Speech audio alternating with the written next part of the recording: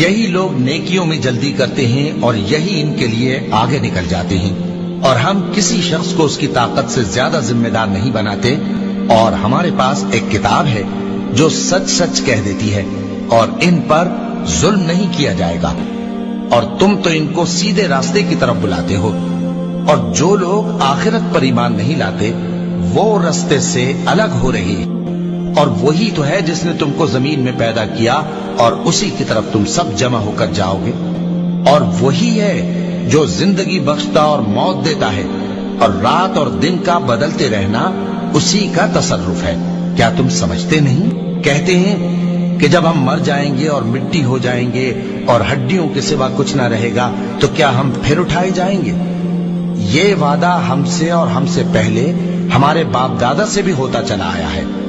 اجی یہ تو صرف اگلے لوگوں کی کہانیاں ہیں۔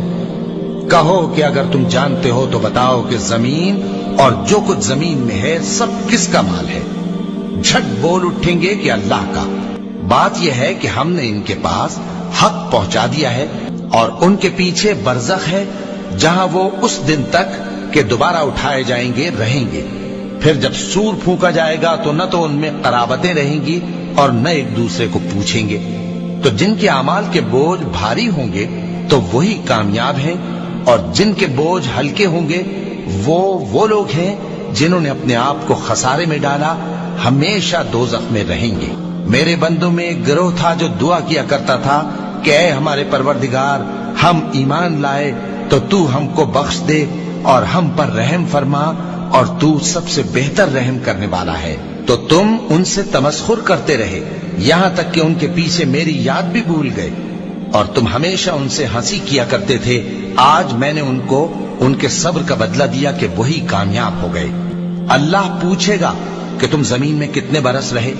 وہ کہیں گے کہ ہم 1 روز یا 1 روز سے بھی کم رہے تھے۔ شمار کرنے والوں سے پوچھ لیجئے۔ اللہ فرمائے گا کہ وہاں تم بہت ہی کم رہے، کاش تم جانتے ہوتے۔ کیا تم یہ خیال کرتے ہو کہ ہم نے تم کو بے مقصد پیدا کیا ہے، اور یہ کہ تم ہماری طرف لوٹ کر نہیں آؤ گے؟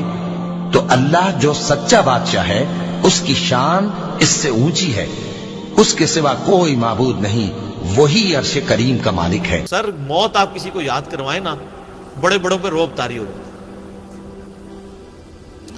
ہمارے ایک جاننے والے دوست تھے تو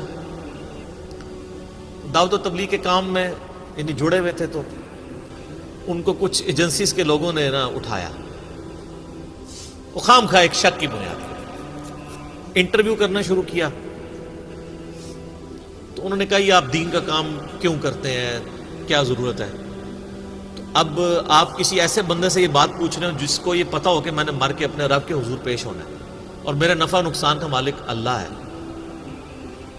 تو وہ 2-3 برگیڈیئر تھے اور کچھ کرنل تھے وہ جو انٹرویو کر رہے تھے۔ تو اس نے کہا سر مرنا ہے، آپ نے بھی مرنا ہے، میں نے بھی مرنا ہے، میں نے اللہ کو منہ دکھانا ہے، تو میں تیاری کر رہا ہوں، مرنا نہیں ہے۔ وہ کہتے سب کے چہرے فاقو۔